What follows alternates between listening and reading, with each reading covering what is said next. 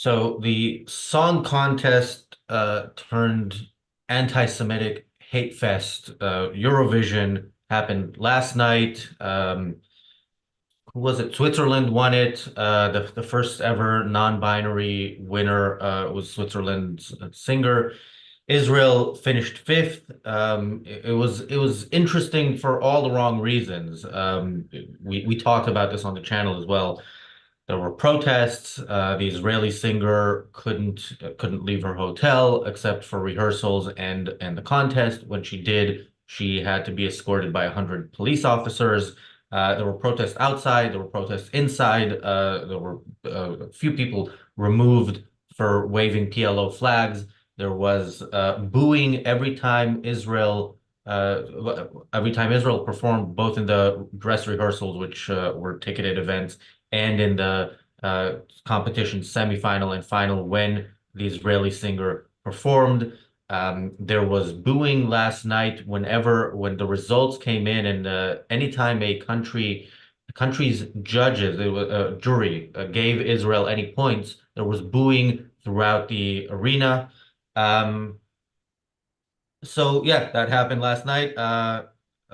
Sadako says in the chat, I sent Ed in my full 20 votes. Yeah, each person could vote 20 times, and I also voted 20 times. Um, the interesting thing was the public vote, which used to be the only type of vote in Eurovision. There was no jury, and I guess we know who the jury is made up of, considering that they didn't give Israel many points and they gave almost all their points to the non-binary Swiss act. But yeah, the public Israel came second in the public vote, but interestingly, it almost certainly got the most votes of any country. Each country gives whoever gets the most votes gets 12 points from that country, then the second gets 10, then the third gets 8, and then 7 and 6 and so on. Israel got 12 points from, I believe it was Spain, Germany, France, Britain, maybe Italy as well. So the most populated countries gave 12 points to Israel. It's very likely that most people, more people voted for Israel than for any other country. I mean, it's I think almost statistically impossible that that's not the case. Um, which is interesting. But of course, even that was for the wrong reasons. It was because this competition became not a singing competition, but a should we let the Jews in competition. Welcome to the Daily Objective, day 219 of the war in Israel. James, I know you have been watching Eurovision since the 1960s or something, right? Sorry, I'm also that No, was I'm wrong on not. many While levels, I but am while I am old enough to have done so, I cannot claim to have seen a single episode. I'm an American, I'm afraid, and I'm very much out of the loop on this. However, looking at the news, the media reports on this, it's really disturbing. I mean, yeah, the silver lining here is the difference between, I guess, the way people actually voted and the actual outcome, which has something to do with judges. And the whole thing is probably infected by political correctness and the fact I've seen the map of the European countries and how they voted. It's very interesting. You could almost make political inferences based on the countries, and whom they voted for. What was really distressing was to see interviews with other artists, like the Irish contestant who cried with her team when Israel, is what? Wait, it is that is solid anti-Semitism. It is solid anti-Semitism. At the Olympics, if Russia and China participate at the Olympics, and someone, would someone think that to blame the athlete for the country in that context? Well, no, we're supposed to look at it internationally and across the board. I could understand keeping Russia and China off, just like Russia was kept off the stage this time.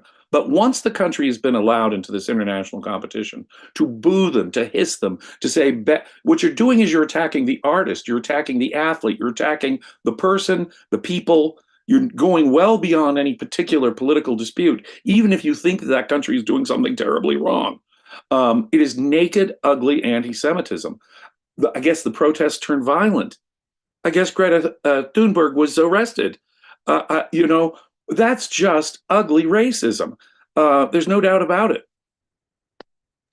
Yeah, just a couple of comments. Enric says Croatia got the most public votes with Israel a close second. Well, Croatia got the most points overall, but in terms of votes, number of people actually voting, again, it's statistically almost certain that Israel got the most people voting for, or the most votes for Israel, just because of the countries that gave the country a country gives 12 points to the act that gets the most votes, no matter the size of the country or the population. So yeah, the populated countries voted for Israel. That's why I my assumption again, I think it's a near certainty that Israel got the most votes.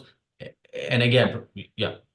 You know, in America, I tried this morning to look up on YouTube or some other site so I could see the performances. I wanted to see Switzerland, Croatia, Israel, even Ireland's performances, but I was unable to. It's unavailable to me in America.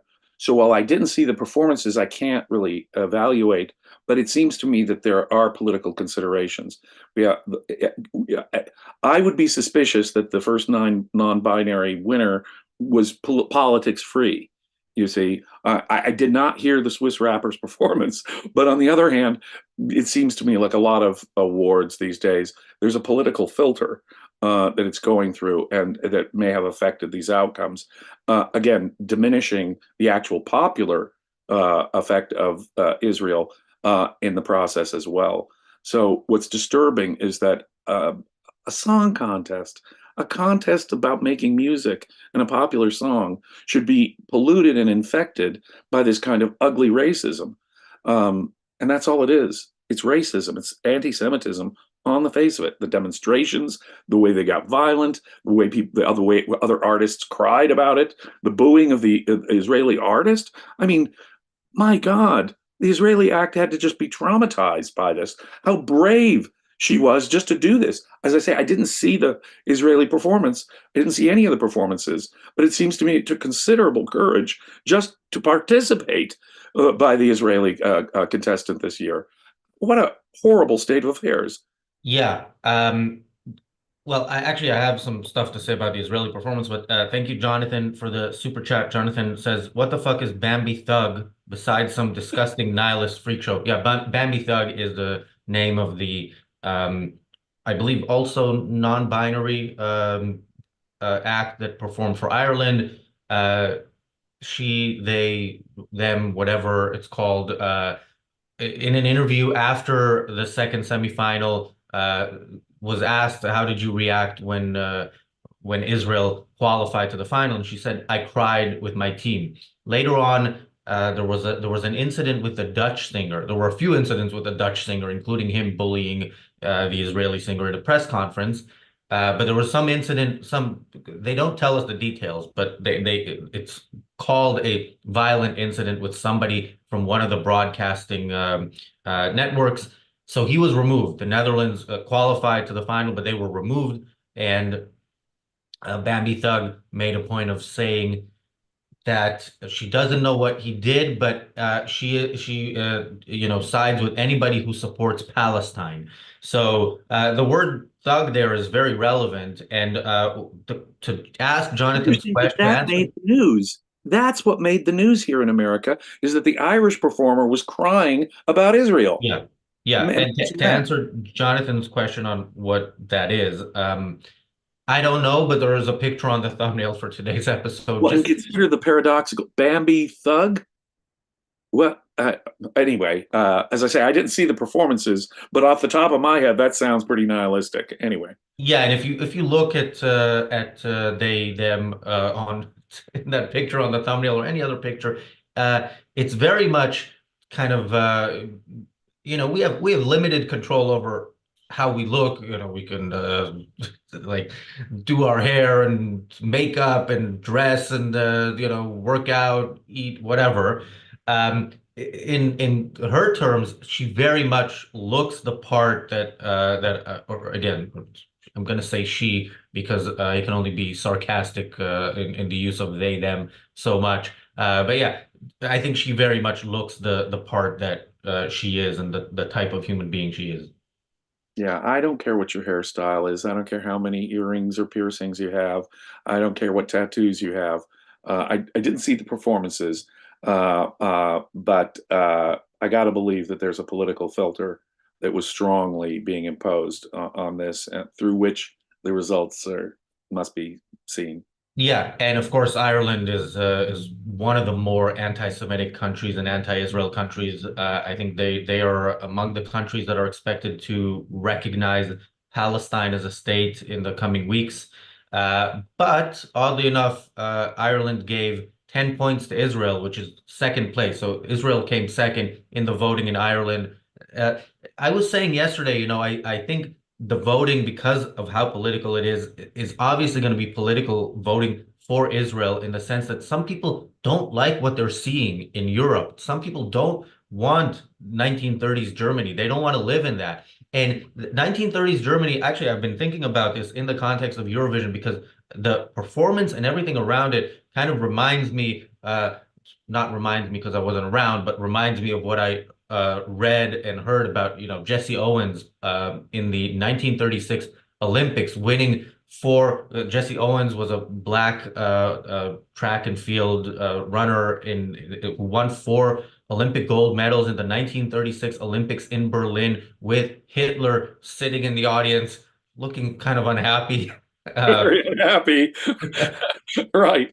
Well, their official racism included blacks, African American, Africans of all kinds. So it was most distressing, and there was a great, on the part of every sane person in the West, there was, joy reported at the time that Hitler himself would have to sit there and swallow hard as a person of African descent wins a gold medal at his Olympics. Yes. Thank you, Bonnie, for the super chat. Thank you, Jonathan, for another super chat. Jonathan says Greta is the new Code Pink freak show. Yeah, I was thinking about, one of the European Union. I supported Brexit. I'm glad Britain isn't part of the European Union, but there were positives about it, and one of the positives that could have been, if they had enacted it, would have been a three strikes law. And if we had that in Europe, I believe this is the second strike for Greta, but Notice how unfortunately, these totalitarian impulses all sort of align. If you're pro Hamas, you're going to be hardcore green.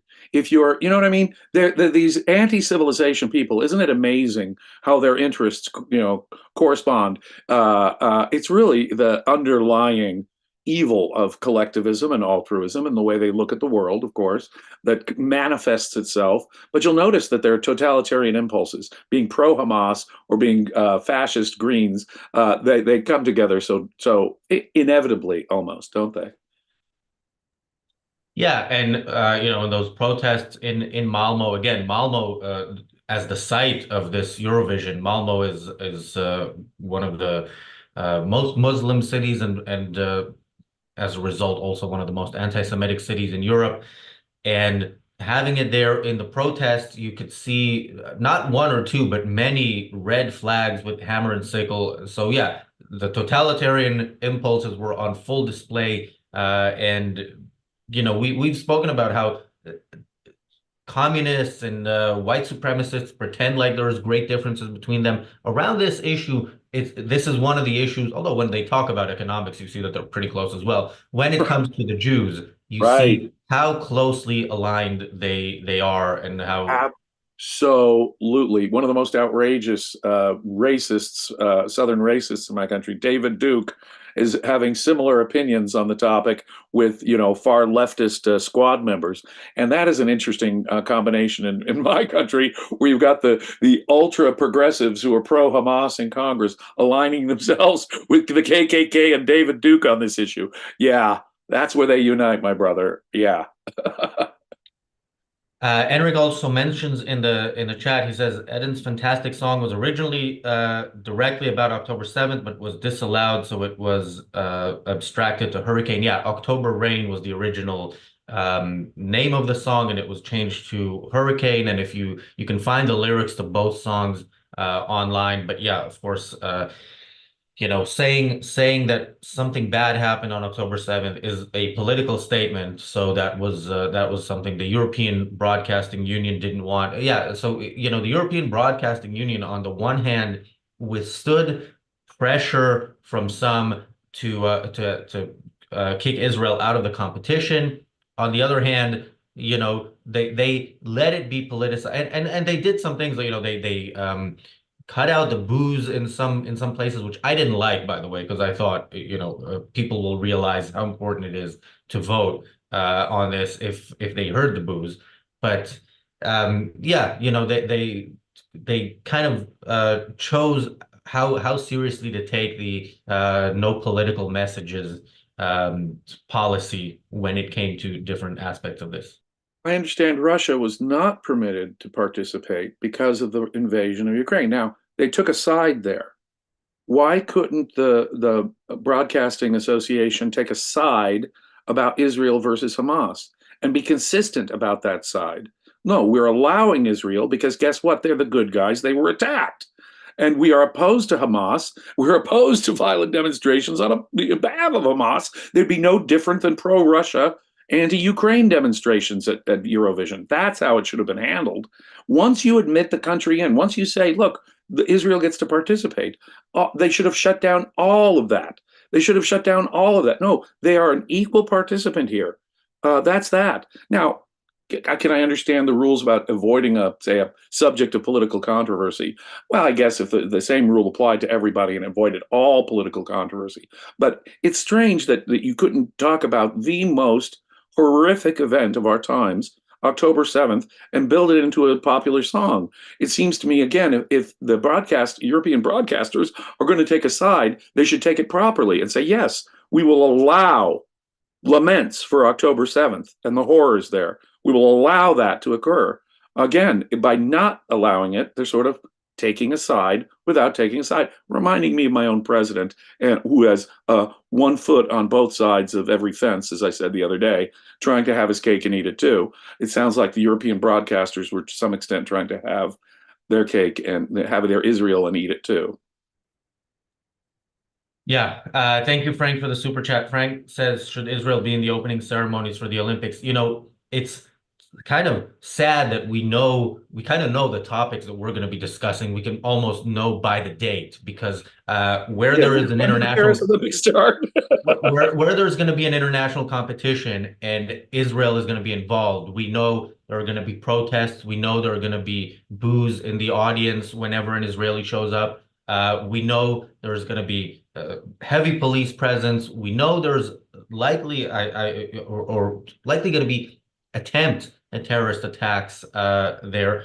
Of course, I think Israel should participate and show who these people are. I think it's good to see that you have people who will pay top dollar or top euro or top krona to boo Israelis, because that is their way of expressing their political views, and it's good to know that their political views are, they choose to side with the terrorists. So yeah, About I think Israel should participate, and I look forward, by the way, to Israel to the boos while Israel's national anthem is being played when they win some gold medals, hopefully. when I was a child, one of my first Olympics that I can remember were the Munich Olympics. And I know this is about 50 years ago now, but the fact of the matter is there was a horrific terrorist slaughter of Israelis at the Munich Olympics in the 1970s. And the Olympics, it seems to me, has a particular responsibility to ensure the safety of Israelis. We have precedent on this, and it seems to me that the folks in charge of putting on the Olympics have to take special steps to protect the Israelis, given the horrific history. I know it was 50 years ago, but we know what is potential here. People can get innocent athletes, coaches, others can get slaughtered by these monsters, and it has happened before at international events, and we have to be extremely mindful of that. And I would urge whoever's putting on in charge of the Paris Olympics this year take special steps to protect the Israeli team. It's required here. Civilization If the Olympics represent some hope for international peace and cooperation in something as non-political as athletics, then surely you can't direct it against any of this can't be directed against Israel. You're right. Those boos will happen. Those boos will help us identify the bad guys and tell us that evil is still thriving on this planet. But the people, the Olympic Committee, and the folks in charge of the Paris Olympics have a special responsibility, it seems to me, to ensure the safety of the Israeli team this year. Yeah, and it's not just the Israeli team. So I mentioned on this channel, Israel's football or soccer team qualified to the Olympics for the first time since the 70s. They have a very strong team. It's under 23s, so it's a very strong team. I'm not that far from Paris. I would love to go see the Israeli team play. I'm not going to do it because Israeli fans are going to be easy targets. You know, wherever you go, if you have anything that actually shows that you are from Israel or pro-Israel, that's going to make you an easy target. Not just for people planning terrorist attacks, but just for gangs of, you know, the type of people who showed up in Malmo in their tens of thousands just to protest. But again, by the way, there were people attacked. There was at least one I know Israeli journalist attacked in Malmo by some people there. We had reports, and again, that hits what hit American media was the violence of the demonstrations that was there at Eurovision. Now think about that. It's a music contest. It's about who writes the best popular song of the year. And this is solid racism, and they're getting violently angry. I really, really am concerned about upcoming athletic contests. And you bring up a really great point. It isn't just the team. It's anyone who might look Jewish. We see how the London police will sometimes stop the person for being openly Jewish from merely crossing the street if it actually offend our pro-Hamas demonstrators. Yeah, anyone who is overtly looking too Jewish or too Zionist could be in danger. Boy, you bring up a great point there, Razi. I hadn't thought of in that moment. Thank you, Alexis, Scary. for the super chat. Thank you, Mumu Joe, for the super chat. Mumu Joe says, these people, LGBT and woke, are so fake. They say they are open-minded, ask for respect, no judgment, all that, all about freedom, peace, justice, and love. Yet they are a bunch of vile, selfish, bully, dumb clowns. Well, you lost me at selfish because these people are anything but selfish. They are, you know, Totally lost myself. selfless to such an extent that you know they delete any aspects of themselves, including their gender. I mean, that's not to mention, you know, the type of person they actually gender is something you're born with. The type of things the type of people they choose to be as human beings. Yeah, you Consider know. the Irish performer, the non-binary or gender fluid Irish performer. What would happen to that Irish performer in the Gaza Strip or in Iran? That is what I mean when I say they're not selfish. Whoever the questioners may not be familiar with our philosophy of objectivism, but I would ask you to consider for a second, how selfish is a non-binary or gender fluid person being if they're pro-Hamas or pro-Iran? Think about that. Yeah, and Enric, thank you for the super chat. Enric says Eurovision and polls show the majority is for Israel. Do the minority activists and elites not matter long run, or the active minority is significant? I'm afraid I have to be with the active minority being the more significant. It is the ones who don't take action, who don't take a side, that render themselves irrelevant, that sort of render themselves, as Ayn Rand termed it once, social ballast. It is the consistent minority. It is the minority that believes it has the moral high ground. It has the advantage here, my friends, an advantage over sheer numbers. So while it is true that the popular vote that Israel got may be somewhat silver lining, reassuring here. Consider the intensity of the opposition. Consider their certainty. I will put that in quotes because it's sort of a mystic dogmatism based on collectivism, mysticism, and racism. But consider their passion and consistency versus the weak response that we get from Western leaders, for example, my president, Joe Biden. And that tells you the whole story.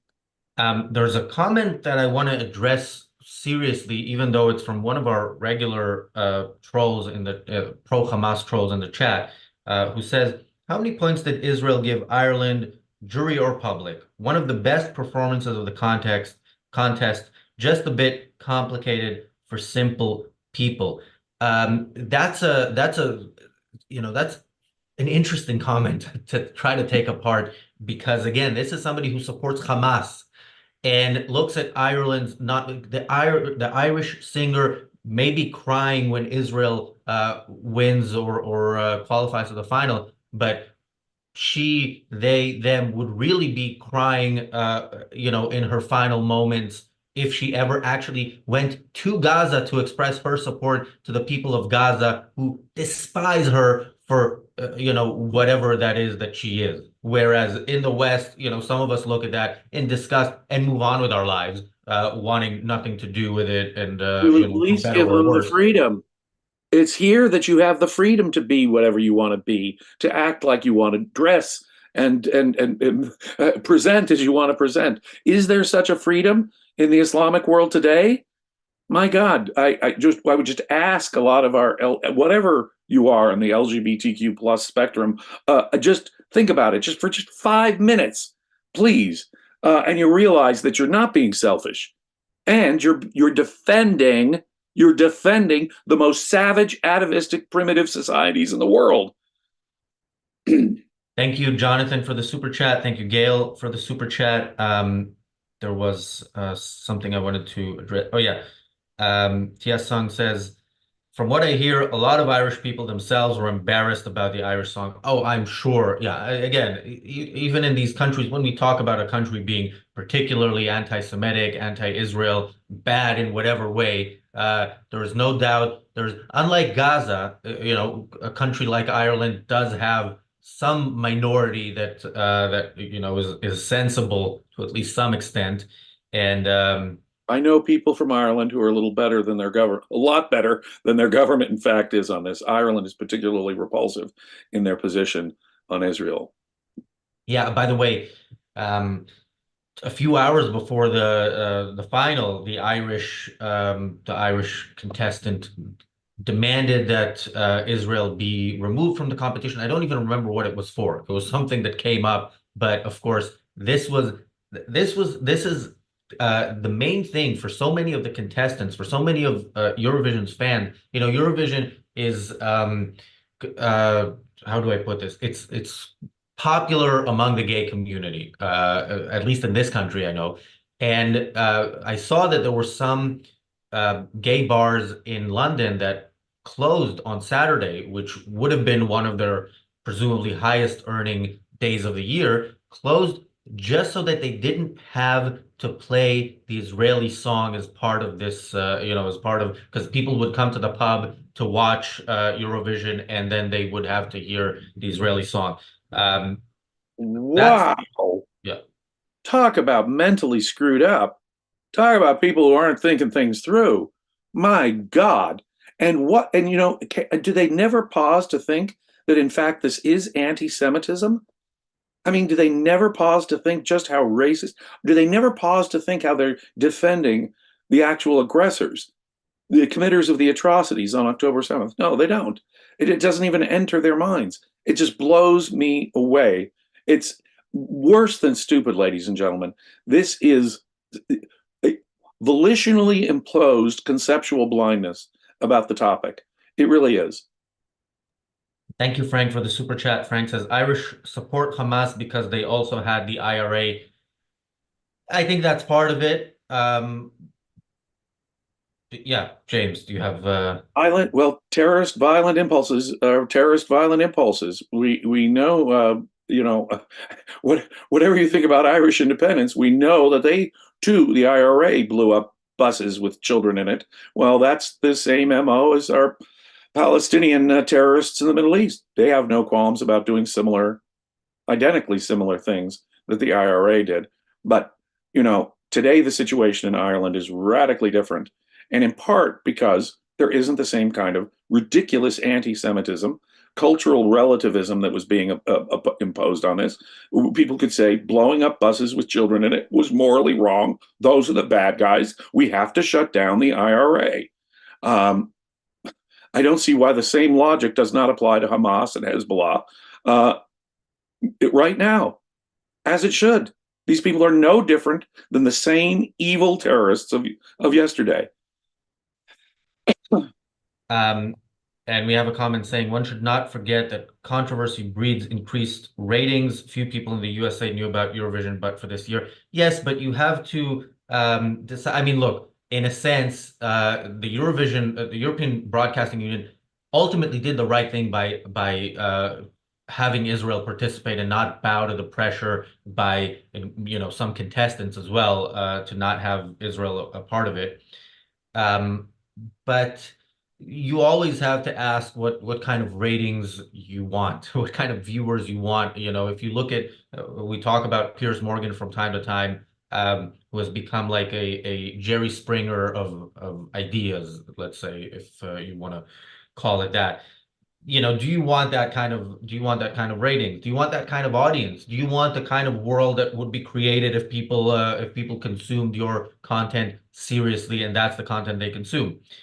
Um, yeah, my answer would be no. But Yeah, my answer would be no too. well, on that positive note, the reality show Extra begins in a couple of minutes for ARC UK members and for YouTube members. You can watch it on YouTube. ARC UK members can join the Zoom call. The title for that is Populism. Who needs it?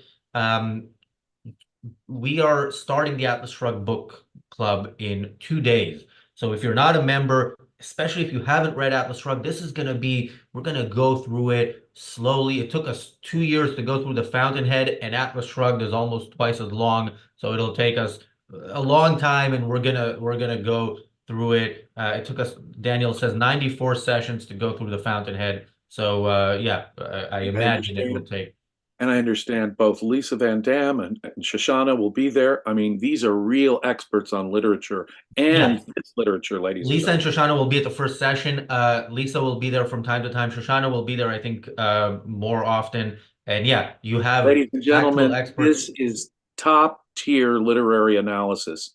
These are very, very intelligent women who understand this literature. I just looked at the study questions for the Atlas Shrugged. I mean, my God, just session one, the study questions are fascinating. You guys, if you're Ayn Rand, if you're interested at all in the novels of Ayn Rand, this is something you don't want to miss. Yeah, and if you're not interested, you should maybe consider being interested. I mean, look, the bad things that happen in the world and the good things that happen in the world all come ultimately from ideas, from how people see themselves, from how people see the world.